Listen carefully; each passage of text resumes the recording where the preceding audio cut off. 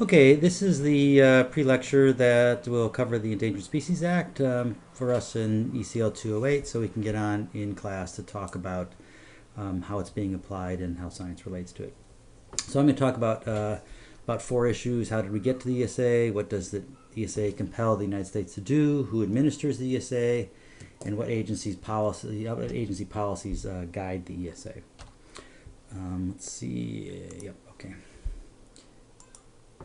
So there's a variety of wildlife laws that predate the Endangered Species Act, the Lacey Act, the Black Bass Act, the Migratory Bird Treaty, Migratory Bird Conservation Act, etc. All establish a federal jurisdiction over wildlife in certain cases. Now, as we know, if you go to get a hunting license or a fishing license, it's generally states that control wildlife, but there are cases like species moving across international boundaries or state boundaries where the federal government exerts a legal interest over those species. And this was the case with endangered species, and in 1966 there was an Endangered Species Preservation Act, followed by an Endangered Species Conservation Act, which was followed in 1973 by the Endangered Species Act. So these laws didn't emerge in a vacuum. They came through a series of precedents where the federal government was exerting jurisdiction over wildlife. These slides will be up on the website, so I'm not going to go through and stop and look at all these little points, but and frankly, these slides were done for the conservation policy course, and so this is background information for you guys. So the Endangered Species Act of 1973, it charged the Secretary of the Interior with the task of listing species as either endangered or threatened with extinction. It also charged the Department of Interior and Department of Commerce with enforcement. The Department of Commerce through the NOAA Fisheries or the National Marine Fisheries Service, and they have jurisdiction over marine species and joint jurisdiction over anadromous species with the Department of Interior. It was amended in 78 and 82, but only marginally changed, and it hasn't been modified in 30 plus years since, mostly because it seems to be too contentious. There are attempts to change the Endangered Species Act every year.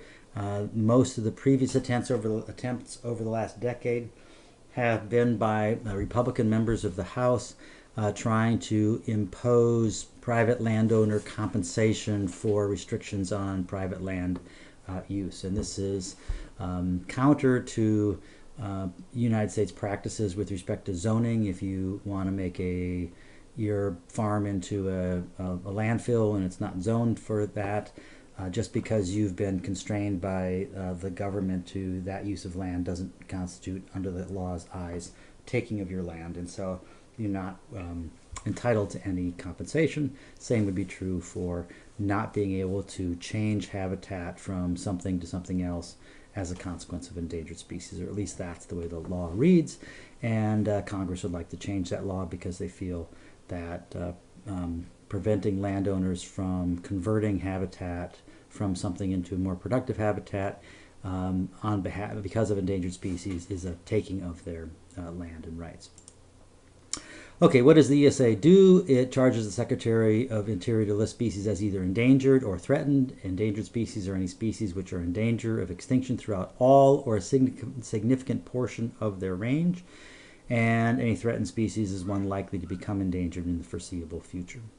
The all or throughout a significant portion of its range becomes a contentious issue and remains one to date, and we'll talk about that later. Setting the tone, the U.S. Is not allowed to jeopardize species, and this is to engage in any action that reasonably would be expected to reduce appreciably the likelihood of survival and recovery. And this means preventing take, and take was defined as to harm, harass, harm, pursue, hunt, shoot, wound, kill, trap, capture, or collect. So they used a lot of words, and the courts have subsequently taken this to mean that Congress was serious about this, and that as a consequence that not only would take not involve any of these things directly to the organism at issue, but also in terms of removing the habitat so as to for the organism to have a place to live. So the courts have extended the protections well into the habitats for species. The specifics, there isn't a Section 1, oddly. Section 2 finds the intent. The species are endangered, and we want to conserve those. Section 3 defines what can be protected, so full species of invertebrates, full and subspecies of plants and vertebrates, and can include distinct population segments of the vertebrates, fish, mammals, and birds. This then excludes bacteria, viruses, fungi, etc. That is what the law says, and so there are no listed fungi, and there are no listed distinct populations of plants, and there are no subspecies of invertebrates on the list. Okay. This is the list as we see it now. You may have to blow this up and maybe even pause this thing just for a moment to look at this. But in a nutshell, there are 1,577 species. That's as of today. 886 of them are plants. So more than half of them are plants. Among the major vertebrates, there are 164 fishes, there are 101 mammals, there are 101 birds, and there where the reptiles are 37 reptiles, amphibians are there, 35 of those, and then so you can see that there's a fair number of invertebrates in some groups, but they're particular and peculiar groups. Note that we also on the right of this have foreign species that are listed. The main purpose of listing foreign species is for protecting trade, international trade in species under CITES, and they aren't protected, of course, in the United States. But the columns on the left represent species within the U.S. Listing actions look like this through time, that most presidencies list more toward the end of the presidency than at the beginning. Exceptions were Clinton in the late 90s. This is when there was an awful lot of pressure over the issues of listing, and the Clinton administration really started the services down the path of trying to develop cooperative conservation agreements and slow down the rate of listing. George W. Bush was assailed for doing almost no listing and only listing species when he was mandated by courts. The Obama administration has seriously increased the rate of listing. That dot for 2015 just represents what's been listed thus far this year. That number will go up through the year. So again, looking at this, we can kind of see what happens, that it's in the Clinton administration that the list grows to be quite a lot. This is the number of listed taxes across the x-axis in the year proceeding from early to late going down. There are, of course, some things years after this now, but this is an older graph. But it's in here that in the Clinton administration that there was a sort of a downturn in the number of listings. And at this point, the list is strongly dominated by vascular plants and invertebrates. And you can see that, in fact, in terms of mammals, birds, and fishes, the three bottom bars, there's only been modest growth in the list through time. There are, of course, things on the docket to be listed or considered for listing now. The services are under court order to consider a couple hundred species and list them by the end of next year. So things that are under consideration now are the red knot and some sawfish. Some of these are international and some of these are domestic. I think the most recent listing has been the long-eared bat. Okay, so this is an important bit of the list, a really important bit of the list. The U.S. Fish and Wildlife Service recognizes 5 reasons for listing a species. These are the same 5 reasons that can be used to delist a species. So the first 4 of these are basically a lot overlap heavily with what Will Cove identifies as the major drivers of extinction, the horsemen of the apocalypse, as it were. And number 1 is habitat destruction. Number 2 is overexploitation. Number 3 is disease or predation. And number 4 is other man-made factors affecting its continued existence. And that is generally what is captured under pollution or non-native species. And that represents those 5 horsemen of the apocalypse in terms of endangering species. And then number 5 is an important one. The inadequacy of existing regulatory mechanisms. In other words, the species isn't otherwise protected in something other than the Endangered Species Act. And that has been used over and over and over again to argue why some species that, even though they now meet the biological criteria of being delisted, that they are not able to be delisted until there are there new regulatory mechanisms that mean that the species won't get right back in the same place that it was.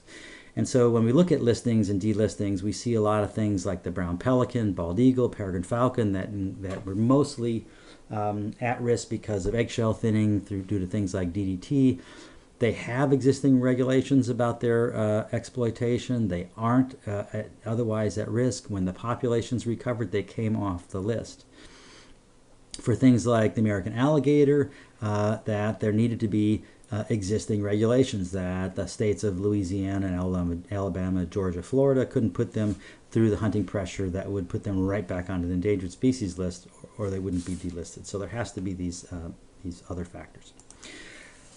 Okay, once a species is listed, a recovery plan must be completed and critical habitat must be designated. And so you'll see later today or later on Monday, the Gunnison sage grouse. There's two federal documents done about the same time. One of them is listing of the Gunnison sage grouse. The second one is the critical habitat, and then subsequently a recovery plan will be conducted.